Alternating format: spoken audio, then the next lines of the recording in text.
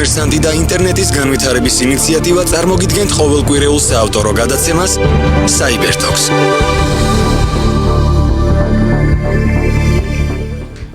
მოგესალმებით, მე ვარ ლადო სოანძე, ხვდებით ისევ ამ კვირას, ისევ Cybertalks-ის ფარგლებში, გვისმენთ FM 95.5-ზე. ჩვენი დღევანდელი თემა არის საკმაოდ საინტერესო, შეეხება ისევ და ისევ სწავლა-განათლებას, ეხება ზოგადად ტექნოლოგიების განვითარებას, კონკრეტულად 5G და კიბერუსაფრთხოება საკმაოდ აქტიური თემა არის დღეს წამოჭრილი. ასევე ვისაუბრებთ ჩვენ რა საერთაშორისო სამეცნიერო ჟურნალები არსებობს კიბერუსაფრთხოების მიმართულებით საქართველოში და როგორ ვითარდება ესა. ასევე ძალიან საინტერესო საუბარი გვექნება კიბერუსაფრთხოების მიმართულებით არსებული საკვირაო სკოლასთან დაკავშირებით და საკმაოდ ცეთი კარგი ამბავი არის მინდა გაცნობოთ რომ კიბერუსაფრთხოების ოლიმპიადაში გაიმარჯვეს ჩვენმა ქართველმა წარმომადგენლებმა პატარა ბავშვებმა ოდესაში გამართულ შეჯიბრებაში და ამის შესახებ გვესაუბრება მაქსიმ იავიჩი ჩვენი სტუმრები მაქსიმ იავიჩი სამეცნიერო კიბერუსაფრთხოების ასოციაციის პრეზიდენტი დამფუძნებელი კავკასიის უნივერსიტეტის პროფესორი და კიბერუსაფრთხოების მიმართულების ხელმძღვანელი ბატონო მაქსიმ დიდი მადლობა მოგზაურობისათვის და გიორგი იაშვილი სამეცნიერო კიბერუსაფრთხოების ასოციაციის ტექნიკური დირექტორი კავკასიის უნივერსიტეტის ის ლექტორი. უსურვოთ. გამარჯობა, მადლობა. გამარჯობა, დიდი მადლობა მოგზაურობისათვის, დიდი მადლობა რომ გამონახეთ დრო და მოგზანდით. დავიწყოთ ოლიმპიადით დასთან დაკავშირებული საკითხები თქვა. რა ოლიმპიადა იყო ესა? სად ჩატარდა, როგორ ჩატარდა, ვინ მონაწილეობდა მასში და შემდეგ რა თქმა უნდა ჩვენი თქვა წარგზავნილები ჩვენი გუნდის შესახებ ვისაუბროთ. მოგესალმებით. პირველ რიგში ბატონო ლადო, დიდი მადლობა რომ მოგვიწვიეთ და ამ თემაზე მოგვეცა საშუალება რომ ვილაპარაკა. ეს იყო კიბერსაფრთხოების ოლიმპიადა, კონკრეტულად სოციალური ინჟინერიის, რომელიც ტარდება წელიწადში ერთხელ ოდესაში. წელს ვიტარებების გამო ჩატარდა დისტანციურად და ხოლო 4 ქვეყანამ მიიღო მონაწილეობა. როგორც წესი, ეს არის ბევრად უფრო მასშტაბური კონფერენცია, მაგრამ ამ პირობებში აგრეთვე საკმაოდ ისე კარგად ჩატარდა. ამ პირობებში, როცა 4 ქვეყანა და ამდენი გუნდი იღებს მონაწილეობას, უკვე ეს საკმაოდ დიდი შედეგია. ამ კონფერენციაზე, ამ ოლიმპიადაზე ჩვენ გამოვიყვანეთ ჩვენი გუნდი, კონკრეტულად საკვირაო სკოლის გუნდი, სადაც იყო 3 ბავშვი. იმ ბავშვებმა გააკეთეს ნამუშევარი სოციალურ ინჟინერიაზე, სადაც შეისწავლეს შეტევები, რომელიც ხორციელდებოდა საქართველოში. ანუ რეალურად პროექტი კონკრეტული кейსები რაც იყო საქართველოში. კონკრეტული кейსები, დიახ, აიღეს კონკრეტული кейსები, ეს кейსები შეისწავლეს და აღმოჩნდა, რომ საკმაოდ ბევრი кейსი იწყებოდა სოციალური ინჟინერიით. და ამის პარალელში გააკეთეს ნამუშევარი, თავისთავად გააკეთეს ევროპაში სტატისტიკა აგრეთვე და საკმაოდ ლამაზად ისე მიაბეს ყველაფერი საქართველოს. და ისე გამოვიდა, რომ გაიმარჯვეს პირველ ადგილზე გავიდნენ, რაც იყო ჩვენთვის ისეთი მოულოდნელი და ძალიან ბედნიერი შედეგი და ალბათ ყველა ჩვენთაგანისთვის საკმაოდ დიდი შედეგი იყო. სასიამოვნო ფაქტი იყო. თავის ვარჯიშობდით რეალურად რამდენი 3 თვე მეზადებოდით, ხო? კვირაში 2 ჯერ ვიკრიფებოდით, მოვარჯიშებდით ბავშვებს და საკმაოდ ძლიერი ბავშვები ამოვირჩიეთ და ეგრე ყველამ ერთად შედეგზე გავედით, რა. რა საკის ბავშვები იყო დაახლოებით? 15-დან 17-მდე. ორგანიზატორი ვინ იყო ამის? ვიცი რომ ოდესაში ჩატარდა? ოდესის IT აკადემია იყო ამის ორგანიზატორი, როგორც ყოველ წელს. ძალიან კარგი. თქვენ ახსენეთ საკვირაო სკოლაც, ხო? ბავშვები ამის ბავშვები იყვნენ საკვირაო სკოლის წარგზავნილები. ეს საკვირაო სკოლა თქვა რის ფარგლებში მიდის და რა არის ეს საკვირაო სკოლა? ეს საკვირაო სკოლა არის ერთ-ერთი ჩვენი ასოციაციის ერთ-ერთი პირველი პროექტია და ჩვენ ძალიან გვიყვარს ეს პროექტი, იმიტომ რომ ამის ფარგლებში ვასწავლით ბავშვებს. რაც არის რეალურად მომავალი თაობა. ყველა ჩვენ იმედი გვაქვს, რომ ეს ბავშვები ბევრად უნდა იყვნენ ჩვენზე უკეთესები და ჩვენ ამისათვის მათ ვამეცადინებთ და ყველაფერს ვადლებთ ეს რომ მართლა ეგრე მოხდეს, რომ ბევრად გვაჯებონ ამ ბავშვებმა ჩვენ. ეს არის პროექტი, რომელიც მიმდინარეობს კვირაობით, უკვე მესამე წელია. სადაც ჩვენ ბავშვებს ვარჯიშებთ პროგრამირებას, ვასწავლით პროგრამირებას, ვებ პროგრამირებას და კიბერუსაფრთხოებას. კვირაობით მიმდინარეობს 4 საათის განმავლობაში, 4 არის მინიმუმი, თუ რაღაც შეჯიბრისთვის ვამზადებთ, მაშინ უკვე შეიძლება 5 და 6 საათი. კონკრეტულად თქვათ რა ისწავლება ამ საკვირაო სკოლის ფარგლებში, თქვათ პროგრამირება გასაგებია, პროგრამების ენები, თქვათ აი კიბერუსაფრთხოების მიმართულებით რა ისწავლება კონკრეტულად? კიბერუსაფრთხოების მიმართულებით ჩვენ ვიწყებთ საფუძვლებით კიბერუსაფრთხოებაში. რის შემდეგ უკვე ჩვენ ვაგრძელებთ ეთიკური ჰაკინგით და კრიპტოგრაფიით. ორი მიმართულებით ვაგრძელებთ მუშაობას ბავშვებთან. ძალიან ეს ეთიკური ჰაკინგი საკმაოდ აქტიური თემა არის. საინტერესო ერთია, აქტუალურიც არის, საინტერესოც არის და თუმცა ამაში ბავშვი უყალიბდება, რაც გარკვეული თქვათ უნარჩვევები და ის უფრო მიდის არა თქვათ დამნაშავებული გზით, თქვათ დამნაშავებული გზით, არამედ იმის უფრო რაც გარკვეულ ჩარჩოებში უფრო ეთიკური ან თეთრი ჰაკერებისკენ იცით თქვათ, ხო? ჩვენ ბევრს ველაპარაკებით ეთიკაზე და მე მგონია რომ ის გამოგვდის რომ სორი გაგება ამ ბავშვებს მივცეთ და ისე ვთქვათ გავზარდოთ პროფესიონალებად და არა მავნე ბავშვებად. რამე ეთიკური ჰაკინგი გასაგებია სხვა ფერმა. აი თქვათ რადიო მსმენელებსაც უფრო გასაგები რო იყოს, ხო? ხა მე კი ვიცი რა არის და კონკრეტულად რა ის თქვათ პატარა რო ჩაშლა რო გავაკეთოთ სიტყვაზე, ხო? იმიტომ რომ მე ვიცი ხა გვისმენენ და ბევრს მშობლები გვისმენს და უკვე აინტერესებთ უკვე ბევრს ესეთი თემები და თქვათ ამის მიმართულებით თქვათ აი რა შეისწავლეთ ეს ეთიკური ჰაკინგი უფრო დეტალურად რო ჩავიდეთ. თქვენ მოგეხსენებათ ბატონო ლადო რომ ჩვენ ბავშვებს ვერ ვასწავლით სისტემების დაცვას, თუ ჩვენ მათ ვერ ვასწავლით სისტემების გატეხვას. ეგრე მუშაობს, ასე ვთქვათ, ჯერ შავ კუდს ვახურავთ, მერე თეთრს. ხო და ეთიკური ჰაკინგის ფარგლებში ჩვენ ბავშვებს ვასწავლით კონკრეტულად როგორ მოახდინონ შეტევა კონკრეტულ სისტემებზე, ესეთებზე როგორც არის ვებ სისტემები, ქსელებზე და ყოველი შეტევის მერე ჩვენ მათ ვასწავლით როგორ უნდა დაიცვან ამ შეტევისგან. ანუ ამ საგნის ფარგლებში ბავშვები როგორ სწავლობენ შეტევებს, აგრეთვე სწავლობენ შესაბამის თავდაცვის მექანიზმებს. ანუ სიმულაციების ითით რა არის ბატონო ლადო? Offensive security რო არის ოფიციალური კურსი. ჩვენ ზუსტად ანუ ამ პროგრამით ვასწავლით და რაც მანდ არის ტრენაჟორები, იმ ტრენაჟორებს ვიყენებთ ჩვენც. ასაკი როგორია თქვენთან ამ საკვირაო სკოლაში? რეალურად არიან ბავშვები 13-დან 17-მდე. 13-დან 17-მდე სწავლობენ ბავშვები. და სულ გვაქვს ორი ჯგუფი. ერთი ძლიერების და ერთი დამწყებების. ძალიან კარგი. მე როგორც ვიცი, თქვენ გაქვთ ასევე საქართველოს პირველებმა გააკეთეთ ზამთრის სკოლა, ხო? საზაფხულო სკოლა. საზაფხულო სკოლა, ეს ერთი თქვენი ასოციაციის ეს პროექტი არის, ხო, ვთქვი და აი ამ საზაფხულო სკოლასთან დაკავშირებით რეგიონებით ვთქვათ, რომ რა და როგორ არის ამ მიმართულებით? კი ბატონო. მადლობა კიდევ ერთხელ მოწვევისთვის ბატონო ლადო. პირველ რიგში რაც შეეხება ამ საზაფხულო სკოლას, ამას ჩვენ დავარქვით კიბერუსაფრთხოების ბანაკი. რეალურად პირველები ვიყავით, ვინც გააკეთა. ორიოდე სიტყვით ამ პროგრამის შესახებ. ეს არის 8 დღის განმავლობაში პროგრამა, ზუსტად სკოლის ასაკის ბავშვებისთვის გაკეთებული, სადაც ჩვენ ვასწავლით საკმაოდ ინტენსიურად კიბერუსაფრთხოების საგნებს, პროგრამირების საგნებს და აი როგორც ბატონო მაქსიმა ახსენა, ეთიკურ ჰაკინგსაც, ხო? რითი არის საინტერესო ეს მთელი პროგრამა, ხო? ჩვენ ამ პროგრამის ფარგლებში არა მხოლოდ ვასწავლით ამ ბავშვებს, არამედ ვაძლევთ ინტერესს, ანუ ამ მიმართულებისადმი.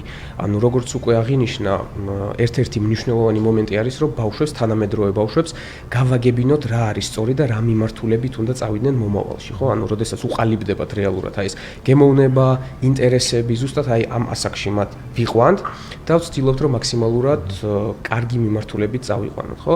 და ამ ჩვენი პროგრამის ფარგლებში, 8 დღიანი ბანაკების ფარგლებში ჩვენ გვაქვს ასე რომ ვთქვათ ამ ვარიანტში სრული თავისუფლება.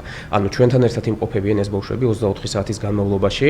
ჩვენ მათ უტარებთ სხვადასხვა ტიპის ტრეინინგებს, სხვადასხვა ტიპის თამაშებს, სხვადასხვა ტიპის შეჯიბრებს, ანუ რეალურად ვაცხოვრებთ ამ კიბერუსაფრთხოების და ამ ეთიკური ჰაკინგის პირობებში მაქსიმალურად, ანუ პრაქტიკულ დავალებებს ვაძლევთ და ეს ყველაფერი არის ხშირ შემთხვევაში თამაშის სახითაც კი რაღაც გარკვეულ მომენტებში, მაგრამ აღსანიშნავი არის ის, რომ იმ თამაშში საკმაოდ სერიოზულ საფუძვლებს უაძლევ და საკმაოდ სერიოზულ გამოცდილებას იღებენ ეს ბავშვები. შესაბამისად, ერთ-ერთი ამისი, ასე რომ ვთქვათ, საინტერესო მომენტი არის ის, რომ ბანაკის შემდეგ ძალიან ბევრი ბავშვი ინტერესდება კიბერუსაფრთხოების მიმართულებით და უნდა რომ თავის მომავალი, თავის პროფესიული მომავალი ზუსტად აი ამას დაუკავშიროს. პირველ რიგში ტექნოლოგიებს, მერე ვთქვათ კიბერუსაფრთხოებას და ასე შემდეგ რა. ძალიან კაი, ჩვენ რეკლამის დრო არის უკვე და რეკლამაზე გავდივართ, რეკლამის შემდეგ დაბრუნდებით ცდილობთ. მადლობა. რეკლამა რადიო კომერსანტზე. გსურთ სატელეფონო ავტომობილსუხის მეშვეობით და ცნობოთ მომხმარებლებს ინფორმაცია სამუშაო საათების, მიმდინარე აქციების, შიდა ნომრების ან სხვა მნიშვნელოვანი ინფორმაციის შესახებ. შედით ვებგვერდზე Voices-G. არჩიეთ არსებული ამოცანისთვის შესაფერი სიხმა და ანდეთ თქვენი სათქმელი პროფესიონალებს. Voices-G. იპოვე შენი ხმა. 596 366 366 სპეციალური შეთავაზება Toyota ცენტრი თბილისისგან. შეცვალეთ ძრავის ორიგინალი ზეთი და ფილტრის სპეციალურ ფასად. Toyota Vitsi, Toyota Isti, Toyota Yaris, Asilari, Toyota Corolla, 120 ლარი, Toyota Prius, Toyota Camry და Toyota RAV4, 135 ლარი. დამატებითი ინფორმაციისთვის დაგვიკავშირდით 032 2511 Toyota ცენტრი თბილისი. დავით აღმაშენებლის ხეივანი, მე-20 კილომეტრი. ბეტმარკეტში ფასდაკლების სეზონი გრძელდება. შეიძინე ფრი სპინები, ფრიბეტები და ექსკლუზიური ბონუსები ყველაზე მარტივად. დარეგისტრირდი, გაათამაშე 10 ლარი და მიიღე მარკეტის 1000 ქულა საჩუქრად. ბეტმარკეტი დააჩქარე მოგება მხოლოდ ჩვენთან. რეკლამა რადიო კომერსანტზე. რადიო კომერსანტი და ინტერნეტის განვითარების ინიციატივა წარმოგიდგენთ ყოველკვირეულ საავტორო გადაცემას Cybertalks.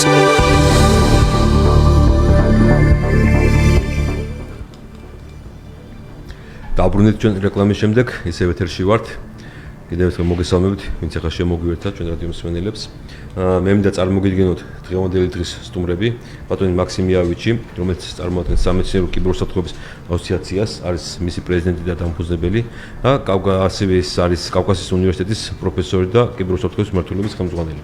ხოც მაქსიმ. გიორგი და მეორე სტუმარი არის გიორგი იაშვილი, ასევე სამეცნიერო კიბერუსაფრთხოების ასოციაციის წარმომადგენელი, ტექნიკური დირექტორი, კავკასიის უნივერსიტეტის ლექტორი. ძალიან კაი, მოგესალმებით. ძალიან კაი. თემები არის ჩვენ საუბრობდით პირველ ნახევარში საუბრობდით ჩვენ კიბერუსაფრთხოების ოლიმპიადის შესახებ, რომელიც ჩატარდა ოდესაში და რომელიც ბატონი მაქსიმის და ბატონი გიორგის აღსაძლებელმა გაიმარჯვეს და საკმაოდ კარგი და შთამბეჭდავი თქვათ გამარჯვება მოიპოვეს და ასევე საუბრობდით საკვირაო სკოლასთან დაკავშირებულ თემებზე, რომელიც რაც ასოციაცია ატარებს ყოველწლიურად უკვე მე-3 წელია თუ არ ვცდები უკვე და მე-3 წელია. ეს ჩვენ ვისაუბრეთ აქ თქვათ, აი ბატონი გიორგი გვესაუბრა საკმაოდ საინტერესო თუ რა პროგრამებს გადიან საკვირაო სკოლის ფარგლებში და ასევე ვისაუბრეთ საზაფხულო სკოლასთან დაკავშირებით. იმიტომ რომ საზაფხულო სკოლა ზოგადად მოზარდები თავარია, გაიყვანოს სადღაც და დაინტერესო რაღაცით და ეს უკვე თქვენ ამას ახერხებთ უკვე როგორც ხედავ, მე უკვე მე-3 წელი უკვე აი მართულებით რაღაც გარკვეული აქტივობები გაქვთ და ამას ასევე აკეთებთ. აი ამასთან დაკავშირებით მე პატარა გეგმები როგორ აქვს თქვენ საზაფხულო სკოლის გაფართოებას აპირებთ, არ აპირებთ, თქვა შეიძლება მე სამთის სკოლა შეიძლება შემოვიდეთ, ხო? აი თქვა შემოვიდეს, ხო? თქვა და აი ამასთან დაკავშირებით, ანუ გაფართოებასთან დაკავშირებით რას თქვით, თქვა, იმიტომ რომ მოთხოვნილება საკმაოდ დიდი არის კიბერუსაფრთხოების მიმართულებით, საკმაოდ დიდია ზოგადად ტექნოლოგიების მიმართულებით და თუ რაღაცა აი საკვირაო სკოლას იქნება კიდევ უფრო ფართოდ წარმოდგენილი და საზაფხულო სკოლა, ამას კარგი არაფერი არ იქნება მგონი, ხო? ან გაფართოების ხრივ რა გეგმები გაქვთ?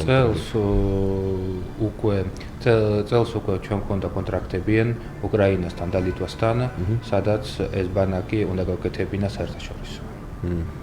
სამწუხაროდ ფულები გაგვიხდა დასაბრუნებელი. იმიტომ რომ კოვიდის გამო და წელს მაინც გავაკეთეთ ჩვენ ეს ბანაკიან, მაგრამ გავაკეთეთ საკმაოდ პატარა. სადაც იყო 12 ბავშვი, იმიტომ რომ ჩვენ დავიცავით ყველა ნორმან და ძალიან უცხილდებოდით ბავშვების უსაფრთხოებას. აგრეთვე ძალიან დიდი იმედი გვაქვს, რომ როცა გამოსწორდება მსოფლიოში სიტუაცია, ჩვენი ისე თქვათ მიზანი არის ჩვენი კომპლექსის გაკეთება, სადაც უკვე ჩვენ წავიყვანთ ბავშვებს, უკვე არ ვიქირავებთ, არამედ ჩვენ კომპლექსში წავიყვანთ და იქ უკვე ყველაფერს გავაკეთებთ ჩვენ გემოზე. ძალიან კაი, ძალიან ამბიციური გეგმა არის და წარმატებები და როგორ შეიძლება თქვა ბავშვმა იპოვოს თქვა ანუ საკვირაო სკოლას როგორ შეიძლება მომართოს ან თქვა იგივე თქვა ზაფხულთან დაკავშირებით თქვა ანუ საზაფხულო ბანკთან დაკავშირებით ინფორმაციასაც შეიძლება ამის შესახებ ნახოს რეალურად ჩვენ ვებსაიტზე შეიძლება შემოვიდნენ SES-ზე ან Facebook-ში ნახონ სამეცნიერო კიბერუსაფრთხოების ასოციაციის პეიჯიდან რაც ეხება ბანაკს ჩვეულებრივად შეუძლიათ გაიარონ რეგისტრაცია, ჯერ ალბათ ადრეან და რაც შეეხება საკვირაო სკოლას, სამწუხაროდ ჩვენ მარტო სექტემბრისთვის გვაქვს მიღებებიან და მიღებაც გავხსნით უკვე მაისიდან. ანუ მთელი წელი ორ სემესტრიანივით გამოდის ხო რაღაცა გეცნობები. კი, იმიტომ რომ სულ ორი ჯგუფი გვყავს ყოველ წელს და იმიტომ რომ მარტო საკვირაო სკოლა მარტო კვირაობით არის. და ძირითადი მასწავლებლები მაინც მე და გიორგი ვართ. და სამწუხაროდ ჯერჯერობით კვანტური პროცესების ინტეგრაცია ვერ გავაკეთეთ და მარტო ერთ ადგილას ვართ ხოლმე რა, ვერ ვიშლებით ხო? ძალიან კარგი. ბატონო მაქსიმ, თქვენთან გადმოვა შეკითხვით, როგორც იცით, თქვენ ხართ რაღაც სხვა პროექტებში ჩართული, საინტერესო პროექტებში ჩართული. იყავთ უკრაინაში ჩართული საკმაოდ მეგონი პროცესებში შეჩეკოს უნივერსიტეტთან გქონდათ. კონტრაქტი გქონდათ. ასე საავიაციო უნივერსიტეტთან გქონდათ რაღაც. საავიაციო ეხლა გვაქვს. ძალიან კარგი. ახალ პროექტების პარალელში ხუთი. აი ამ საინტერესო პროექტთან დაკავშირებით რომ ვისაუბროთ, იმიტომ რომ საკმაოდ არა ვართ ასე თქვა ჩვენ ეს ანუ ჩართული არის საქართველოს ბევრი ამ კიბერუსაფრთხოების საინტერესო პროექტებში. აი თქვენი მიმართულებით თქვა რას თქვით ამ დაკავშირებით? რა პროექტებია ესა? და რას ეხება? რაც ეხება ახალ პროექტს, რომელშიც ჩვენ გავიმარჯვეთ წელს, ეს იყო რუსთაველის ფონდის კონკურსი, გამოყენებითი გრანტების, სადაც ჩვენ უკრაინელ კოლეგებთან ერთად შევიტანეთ განაცხადი 5G უსაფრთხოებაზე. 5G ბატონო ლადო მოგეხსენებათ რომ საკმაოდ აქტუალური თემაა. რომელსაც წობს გავრცელებას აქტუალურია საკმაოდ. კორონაზე არ ვიცი რა გითხრათ, მაგრამ კიბერუსაფრთხოების პრობლემები შეიძლება ქონდეს. იმიტომ რომ ჯერ ერთი ახალია და ყველაფერ ახალს უნდა დათესტვან და თქვენ კარგად მოგეხსენებათ კიბერუსაფრთხოების პრობლემები შეიძლება ქონდეს და მეორე მან და არის შესაბამისი მიზეზები, რომლის გამო კიბერუსაფრთხოების პრობლემები მას ეკნება და მათ უნდა მოგვარება. კონკრეტულად ჩვენ ვიცით რომ 5G ძირითადად რისთვის კეთდება იმისათვის რომ მან ჩაერთოს საკმაოდ დიდი რაოდენობით მოწყობილობები. ეს იქნება ტელეფონები, რადიოები, რობოტები, ხელოვნური ინტელექტები, მოგისმინეთ თქვენ ცოტა ხნის წინ ძალიან საინტერესო გადაცემა ქონდათ, ჩართვა ქონდათ ხელოვნურ ინტელექტზე და ხელოვნური ინტელექტის მოწყობილობები უნდა ჩაერთოს ამ ქსელში. აქედან გამომდინარე იქნება ჩართული ძალიან ბევრი მოწყობილობა. ამდენი მოწყობილობის ჩართვა შეიძლება გამოიწვიოს ესეთი შეტევები, რომელიც გახლავთ DDoS თავდასხმებია. და ეგ არის პირველი ძალიან სერიოზული მიზეზი. მეორე ძალიან სერიოზული მიზეზი არის ის, რომ მან თუ ანუ როცა ჩვენ ვართ სადგურთან ახლოს, ინტერნეტი გვაქვს საკმაოდ ძლიერი 5G-ის შემთხვევაში. როცა მოვშორდებით, უკვე ეს სიგნალი კლებულობს და კლებულობს. აქედან გამომდინარე, ძალიან ბევრი სადგური არის საჭირო იმისათვის, რომ სიგნალი იყოს კარგი. და ქსელური მოწყობილობების მაგივრად მანდ უკვე გეთდება ძირითადად პროგრამული რეალიზაცია, ანუ ასე ვთქვათ, სიმულაციები. ანუ უკვე იქნება პროგრამული უზრუნველყოფა. და ყველა შეტევა, რაც არის აქტუალური პროგრამულ უზრუნველყოფის მიმართ, უკვე იქნება აქტუალური მანდ.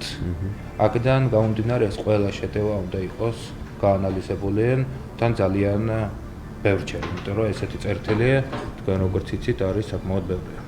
აი ხა საკმაოდ ისეთი თემა არის, რომ ხშირად რეკლამები გადის ტელევიზორში, თქვა 4 და 9 თვაზე, ხო? ეს 4-9 ეს დაცულობა, არ ვიცი ხა როგორია და რა, ეს ყველაც ილაპარაკეთ ფაქტურად, ანუ დაცულობა და კიბერუსაფრთხოების უზრუნველყოფა უნდა იყოს მაღალ დონეზე, საკმაოდ მაღალ დონეზე.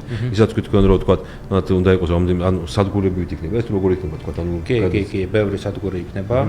ანუ სადაც ქსელური მოწყობილობის ვირტუალიზაციას გააკეთებენ და ეს სადგურები გადაანაწილებენ უკვე ისე ვთქვათ, ინტერნეტს. გადაცემა. გასაგებია. და უკრაინელებთან დაკავშირებით თქვათ მიმოსვლის ამბავი თქვენ თუ ონლაინ მუშაობა დაწყებული უკვე ამაზე. უკვე 3 თვეა ჩვენ რაც მუშაობთ, პირველ დრანჩი დამთავრებულიან. უნდა ჩამოსულიყვნენ უკრაინელები, მაგრამ ჯერჯერობით ვერ ჩამოყავს. ველოდებით, როცა რაღაც გამოსორდება და უკვე შედეგად ჩვენ გვაქვს დაწერილი ესეთი IDS-ი, Intrusion Detection System, რომელიც მანქანური სავლების საშუალებით აღიქვავს ყველა აქტუალურ შეტევას, რომელიც შეიძლება განხორციელდეს 5G-ზე. და ეხლა მუშაობა მიდის ამ სისტემის გაუმჯობესებაზე. გვაქვს შეძენილი პატარა ლაბორატორია, სადაც არის საკმაოდ ბევრი რაოდენობის სერვერები და Raspberry მოდემები. და ცოტა ხანში უკვე ამ ლაბორატორიაზე უნდა დავიწყოთ ტესტები. ეს თქვენი ასოციაციის ფარგლებში კეთდება ეს თუ თქვათ არის ეს უნივერსიტეტის ფარგლები? კავკასიის უნივერსიტეტის ფარგლებში. ეს კეთდება კავკასიის უნივერსიტეტი არის ლიდერი ორგანიზაცია ამ მიმართულებით, აგრეთვე ჩართულია ჩვენი ასოციაცია და უკრაინის ავიაციო უნივერსიტეტი. ძალიან კარგი. 5G საკმაოდ აქტუალური თემა არის უკვე საქართველოში და ფაქტურად უკვე ყველამაზე საუბრობთ. დღეზე ალბათ უკვე შემოვა. კი, გვირდებოდნენ 2020-ში. მაგრამ ეხლა როგორც ჩანს 2021-ში ალბათ იქნება. ანუ ეს რეალობაა თქვა 5G, თქვა იგივე საკმაოდ ახლო რეალობა. ინტერნეტ პროვაიდერებს, ანუ თქვა მაგთი უკვე აშენებს სადგურებს, უკვე მიდის სადგურების შენებლობა და ყველა ვარიანტში დღეს ხვალ უკვე ბატონალადო გვექნება. ძალიან კარგი და ეს თქვენი თქვა თქვენ თქვით რომ სამწლიანი პროექტია ხო თქვენ თუ ეს არის 12 თვიანი პროექტი. 12 თვიანი. კი, პირველ დრანჩი იყო 3 თვე. და ეხლა დავამთავრებთ. და თქვა ანუ შედეგი თქვა ვინ იქნება ეს მომხმარებელი შემდეგი თქვა ანუ თქვენ ჩვენ გვაქვს გაწერილი შემდეგნაირად რომ 9 თვეში ჩვენ უკვე ვიწყებთ მოლაპარაკებებს ორგანიზაციებთან, რომელიც იყენებს 5G-ს. ანუ პირველ რიგში თავისთავად ჩვენ დავალაპარაკებით მაგთის, აგრეთვე ჩვენი უკრაინელი კოლეგები ილაპარაკებენ მან თავიანთ პროვაიდერებს და უკვე გადავალთ მოლაპარაკების პროცესში. ანუ ინტერნეტ პროვაიდერებზე საუბარი ვთქვათ ინტერნეტ პროვაიდერებზე საუბარი პირველ რიგში. პროექტი ფაქტობრივად კომერციული გახდება თუ იქნება ეს სოციალური პროექტი. გამოყენებითი პროექტები როგორც წესი ეს გახლავთ პროექტები, რომლებიც კომერციალიზაცია არის აუცილებელი.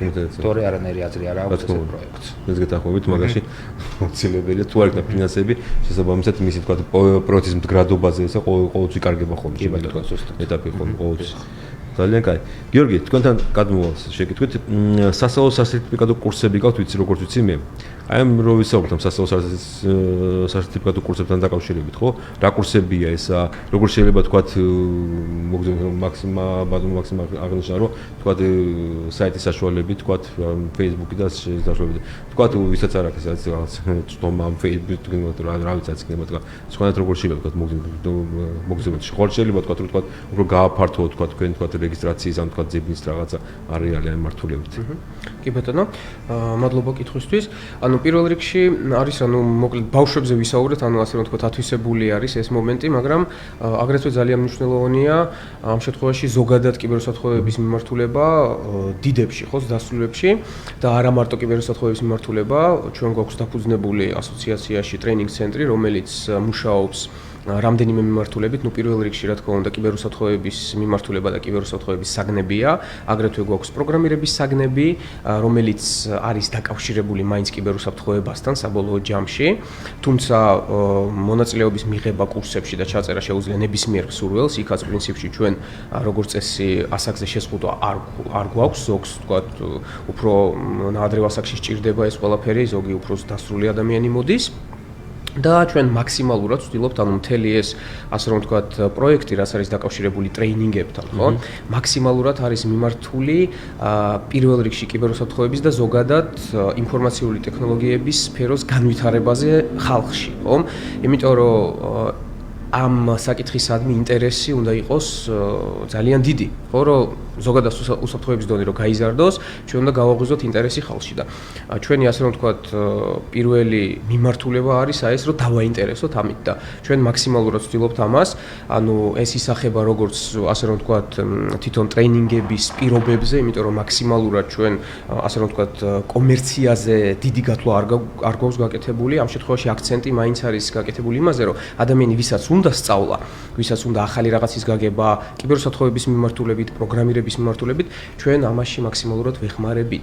რაც შეეხება იმას, თუ სად შეიძლება ვნახოთ ინფორმაცია ჩვენ შესახებ, იგივე ვთქვათ, Google-შიც საკმაოდ კარგად იძებნება, ინდექსირდება ჩვენი რესურსები. შესაბამისად, ვისაც გააჩნია ინტერესი, შეიძლება ან სოციალური ქსელების მეშვეობით, ან კონკრეტულად ჩვენი საიტის SESG-ის მეშვეობით, ან ვთქვათ, Google-ში მოძებნოს სხვადასხვა კურსების დასახელებები, მიმართულებები და ესე მოგვაგნოს, ასე რომ ვთქვათ. კურსების შედგენის დროს თქვენ რითი ხელმძღვანელობთ თქვენ, თქვათ, არის თქვათ რაღაცა ბაზაზე მოთხოვნილება შეისწავლება თუ თქვათ თქვენ საუბრობთ უბრალოდ ბაზას თუ იქნება ბაზა და მოთხოვნილებიდან იღებთ ამას ყველაფერს. კი ბატონო. გვაქვს რამდენიმე მოდელი. ერთ-ერთი მოდელი არის, რა თქმა უნდა, ის, რომ ჩვენ აუცილებლად გვაქვს ისეთი გათვლა, რომ ვასწავლოთ ხალხს აქტუალური თემები, რაც არის ახლა ბაზარზე მოთხოვნადი, იგივე IT ბაზარზე თუ ვისაუბრებთ, კიბერუსაფრთხოების სპეციალისტები, დეველოპერები, კიბერუსაფრთხოების მიმართულებით ასევე, ხო, ესეთებიც არსებობენ. ეს ძალიან მოთხოვნადია დღეს და ძალიან ბევრ ორგანიზაციას, რომელსაც აქვს კავშირი რეალურად ინფორმაციულ ტექნოლოგიებთან და დღესდღეობით ეს პრაქტიკულად ნებისმიერ სფეროში არის, ხო?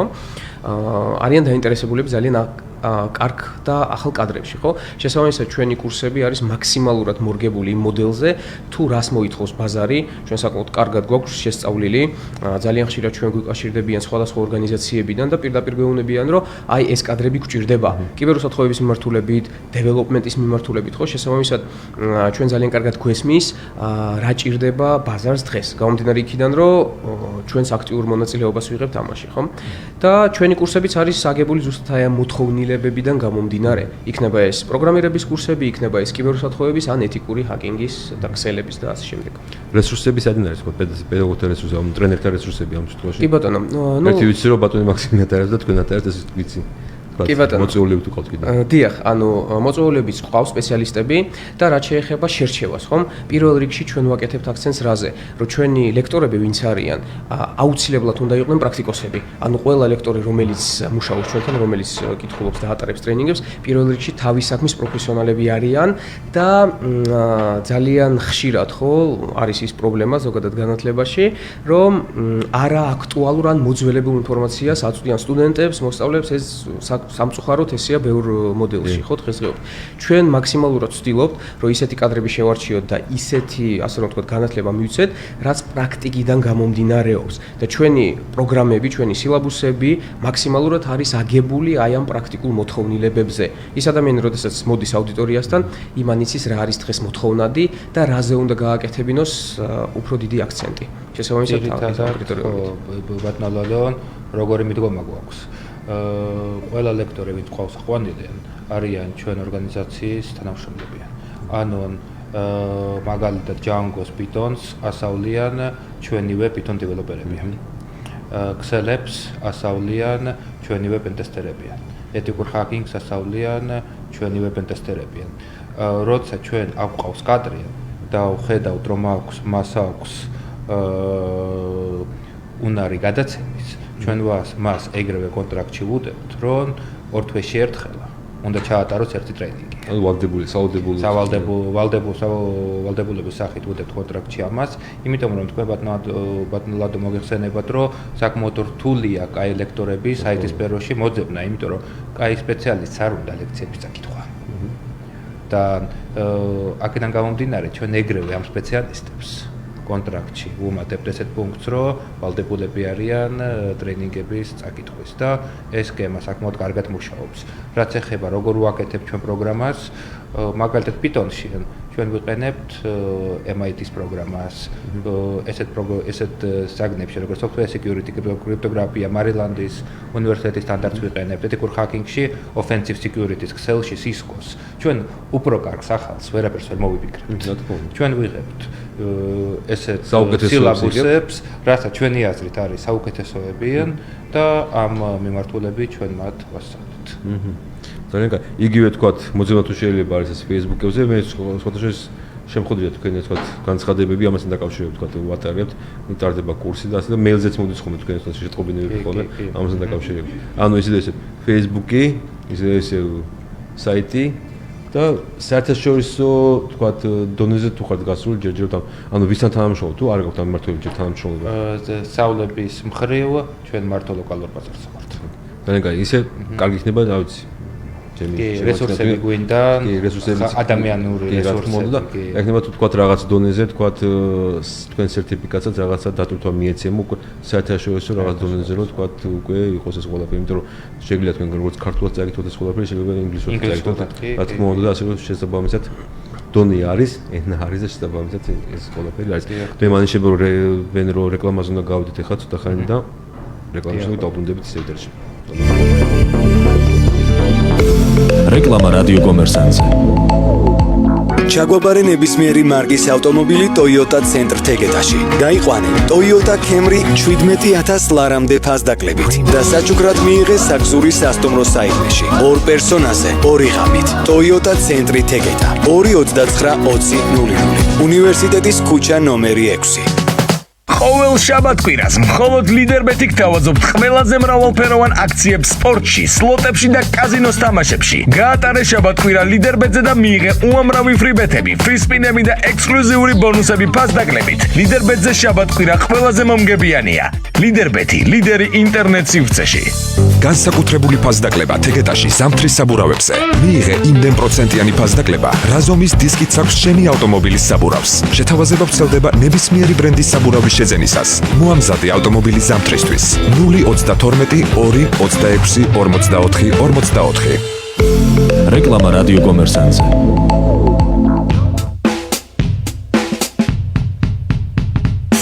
ბაზის ბანკი წარმოგიდგენთ გადაცემას ეკონომისტის დრო.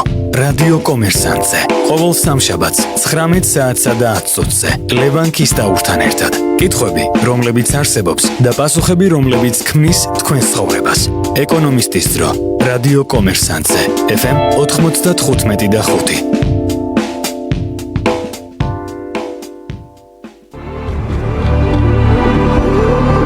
რადიო კომერსანტი და ინტერნეტის განვითარების ინიციატივა წარმოგიდგენთ ყოველკვირეულ საავტორო გადაცემას Cybertalks.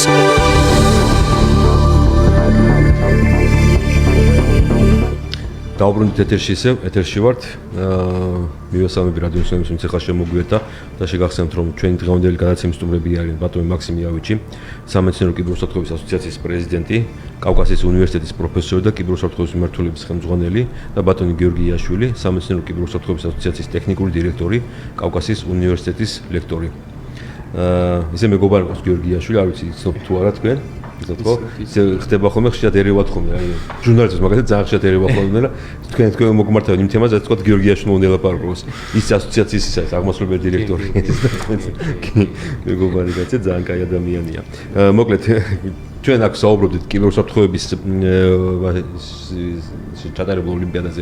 ოდესაში ვისაუბრეთ თქვენთან არსებულ საკვირაო სკოლასთან, ვისაუბრეთ საზაფხულო სკოლასთან, საინტერესო თემაზე ძალიან ბევრი რამ გავიგე, თქვათ რა ისწავლება, როგორ ისწავლება მიმართულებით და აი თქვენი ორგანიზაციის საქმიანობის შესახებ რო თქვათ და თქვენი მომავალი გეგმების შესახებ, ამჟამად როგორ რასაკეთებთ, როგორ ეს გასაგებია კურსები, გასაგებია საკუთარ პროექტი, მაგრამ თქვათ უფრო თქვათ ან რასაკეთებთ, როგორ აკეთებთ ამას ყველაფერს თქვათ და მომავალში კიდე თქვათ რას გეგმოთ, რომ განვითარების კუთხით რო ვილაპარაკოთ ამ მიმართულებით. დიახ, ბატონო ლადო, ერთ-ერთი კიდე ჩვენი საინტერესო პროექტი არის სამეცნიერო კიბერუსაფრთხოების ჟურნალი. რომელიც ერთ-ერთი ჩვენი პირველი პროექტია. სხვა შორის მე მქონდა პირველ მასში გამოცემაში სტატია. კი. ანუ თავიდანვე თქვენნაირი ესეთი სერიოზული ექსპერტები დაიწყეს ჩვენთან სტატიების დაბეჭდვა, რაც ძალიან დაგვეხმარან იმისათვის, რომ ეს ჟურნალი გამختارიყო უფრო და უფრო ცნობილი დღესდღეობით. ანუ სამ თვეში ერთხელ გამოდის ახალი ნომერი. წელიწადში ვუშვებთ 4 ნომერს და სადაც თითოეულ ნომერში არის 8-დან 15 სტატიამდე. მოგეხსენება თქვენ, რომ კიბერუსაფრთხოება არის საკმაოდ ვიწრო სფერო და არ არის მკლავ ისეთი მარტივი. კაი სტატიების შეგროვება ამ პერიოდში, მაგრამ ჩვენ სულ მუშაობთ, დოქტორანტები მყავს, რომლებისთვის ეს ძალიან დიდი საქმეა, რომ შეუძლიათ ლოკალურ ჟურნალში სტატიების გამოქვეყნება, უცხოური კოლეგები აქვეყნებენ, ეხლა თქვენი მოსწავლეებით რამოდენიმეჯერ გამოაქვეყნეს და რეალურად ჩვენ ხალხს მივეცით საშუალება ქართველებს, რომ ქართულად გამოხატონ თავიანთი აზრი, ასახონ თავიანთი კვლევა ჟურნალში. რაც მე მგონი, რომ საკმაოდ დაეხმარა ბევრ ახალგაზრდა კვლევარს ამ მიმართულებით. აგრეთვე ის სერიოზული ექსპერტები საერთაშორისო ეხლა ჩვენთან მეგობრობის გამო თავისთავად აქვეყნებენ აქ სტატიებს. მეგობრობით იწყება ეს ყველაფერი. კი და მე ქართველი ახალგაზრდა ექსპერტები ეცნობიან ამ სტატიებს და ასე შემდეგ და რაც ეხება ჩვენ აქტივობებს. რამოდენიმე ჟურნალისტს შეკითხებთ, ანუ ეს არის საერთაშორისო დონის. საერთაშორისო ჟურნალია. მე ვიცი რომ შეგინდ აქვეყნებს სტატიებს ასევე თქვა უცხოელი ექსპერტები, უკრაინა იქნება ეს თუ პოლონეთი და ასე შემდეგ სხვა ქვეყნებიდან. ხო, რაც ნიშნავს რომ ჟურნალი არის საერთაშორისო. და უკვე აღიარებულია უკვე ჟურნალი. ოფიციალური ჟურნალია. ოფიციალურად მაგრამ აღიარებული თქვა უკვე რაღაც წერილებში აღიარებული, იმიტომ რომ მე სულ სხვა მხრიდან მომწვი ინფორმაცია 2-3 და მომიდა ინფორმაცია ამ ჟურნალთან დაკავშირებით და იმიტომ ანუ რეალურად რაც ნიშნავს რომ საერთაშორისო რედკოლეგია არის საერთაშორისო. რედკოლეგიაში არიან ამერიკელები, არიან უკრაინელები, არიან რუმინელები და არიან გერმანელები. აი ამას უკვე ეს უკვე ნიშნავს რომ ჟურნალი არის საერთაშორისო. დიახ. რაც ეხება ჩვენ პროექტებს, ჩვენ მუშაობთ რამდენი მიმართულებით. ყველაზე ალბათ ჩვენი მთავარი მიმართულება არის კრიპტოანალიზი, სადაც ჩვენ შევდივართ ორგანიზაციებში და გვამოწმებთ როგორ ისინი შიფრავენ თავიანთ ინფორმაციას, კონკრეტულად ალგორითმებს ვუმოწმებთ, როგორ არის კომბინაცია ამ ალგორითმების, აგრეთვე ჩვენ ჩართულები ვართ პროგრამირებაში, ანუ Python-ში წერთ სხვადასხვა პროექტებს, ძირითადად აქცენტი არის ვებ პროგრამირებაზე Python-ში, pentesting-ს ვაკეთებთ და ყველაზე ჩვენი საინტერესო მიმართულება რაც არის, ეს არის სამეცნიერო პროდუქტები. სადაც ჩვენ გრანტების ფარგლებში, ტენდერის ფარგლებში ქმნით ორგანიზაციებისთვის, ან სახელმწიფო სტრუქტურებისთვის ახალ კიბერსათხოვების პროდუქტებს. და კრიპტოგრაფიას ძირითადად ჩვენ მუშაობდით მარტო კრიპტოსისტემების შექმნაზე, მაგრამ ეხლა როგორც მოგეხსენებათ, ჩვენ ახალი პროექტი გვავიღეთ, ახალ მიმართულებაში შევედით, რაც არის 5G უსაფრთხოება ხელოვნური ინტელექტის საშუალებით. ძალიან კაი. თქვენ ახსენეთ რომ ორგანიზაციებში შევდივართ, ჩვენ ვთქვათ კრიპტოგრაფია და ვამოწმებთ რამდენად არის დაშიფრული და როგორ არის დაშიფრული.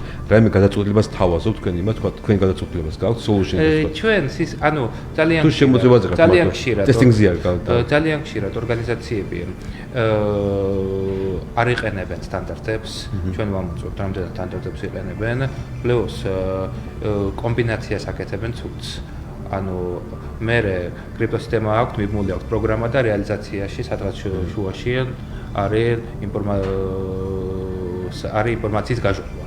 და ჩვენ ვეუბნებით რომ აი აქ ხდება ინფორმაციის გაჟონვა და თუ მოვლაპარაკებთ, მე ხდება ამ პრობლემის მოგვარება.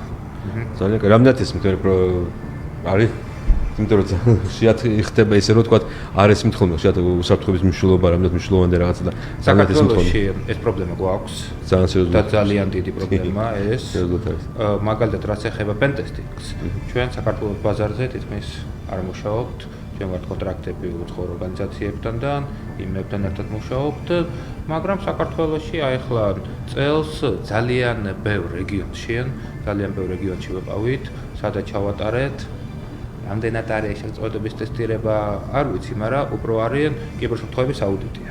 სადაც კონკრეტულად კომპანიაზე იყო შეტევა და ისინი გვიძახდნენ ჩვენ და რატომ მოხდა ეს შეტევა და ჩვენ ამას ვამოწმებდით. მაგრამ მე ვიცი რომ თქვენ უფრო კრიპტოგრაფიის მიმართულებით აქტიურად მუშაობთ. საქართველოში ეს კრიპტოგრაფია ზოგადად განვითარებული არ არის. მე მახსოვს, მახსენდება, დაახლოებით 20 წლის წინ დაიწყო პროექტი TSU-ში დაიწყო ეს პროექტი, გამოყენებით მათემატიკის კათედრაზე, იქ სპეციალური ჯგუფიც შეიქმნა, დაახლოებით 15-20 კაციანი ჯგუფი იყო სტუდენტები, რომელთაც ასწავლიდნენ ამას და შემდეგ ეს ჯგუფიც, აღარ იყო დაიშალა და იმის შემდეგ მე არ მსმინე, რომ თქვა რაღაცა კრიპტოგრაფიის მიმართულებით რაღაცა თქვა, სანამ თქვენ არ გაგიცნობთ თქვენ თქვა და 13 წელი წინ დაახლოებით, კრიპტოგრაფიის მიმართულებით რაღაცა მუშაობა ყოფილიყო ამ მიმართულებით. სხვათა შორის ბატონალოდან თქვენ რო ახსენებთ TSU-ში გუნდი რო შეიქმნა, ჩემი ინფორმაციით თქვენ იყავით ამ ჯგუფის ინიციატორი, კი, და აკეთებდით საკმაოდ ისეთ საინტერესო საქმეს და მადლობა. სამწუხაროა რომ ისე შეჩერდა. ისე კარგი იქნება თუ კიდე განვითარდება ეს თქვა კრიპტოგრაფია, იმიტომ რომ ფაქტობრივად კიბერუსაფრთხოებაც რაღაც დიდი ნაწილი სწორედ ამაზე დგას და ამას ეფუძნება და ეს არის არაფრად საფუძველი ამისი და მე არ ვიცი ხა რამდენად ის არის, მაგრამ მიმაჩნია რომ უკვე ჯობია რომ უკვე ექსპერიმენტალურ პრაქტიკულ რაღაცაზე გადავიდე და რა თქვა რაღაცა თქვა ზოგად რაღაც საუბრებზე ხოლმე ზოგადად რა, იმიტომ რომ არის ხოლმე რომ ესე თემა არის რომ თქვა პოლიტიკების სტრატეგიები გასაგებია ეს ყველაფერი, მაგრამ თვითონ კონკრეტულად უკვე პრაქტიკა და უკვე ეს ექსპერიმენტალური გამოცდილებები და ლაბორატორიული კვლევები ეს აუცილებელი თემაა ეს. ამას მოძებს ხოლმე ეს კრიპტოგრაფიის განვითარება საქართველოში მე მგონი არ არის ჯერჯერობით იმდენის. აი მართულებ თუ გეგმოთ რაღაცის განვითარებას თქვენი ასოციაციის ფარგლებში. ძალიან კარგი იქნება, მე ვფიქრობ რომ ძალიან ისეთი იქნება, მეც ასე დაგეხმარებ ჩემი სადგურის ფარგლებში რა თქმა უნდა. თუ გეგმოთ რაღაცას. დიახ. რეალურად ხო თქვენ სწორედ აღნიშნეთ რომ საქართველოში ეს მიმართულებად ის გამიტარებული არ არის, მაგალითად, აი რატო ისე გვიწევს უკრაინელებთან მუშაობა.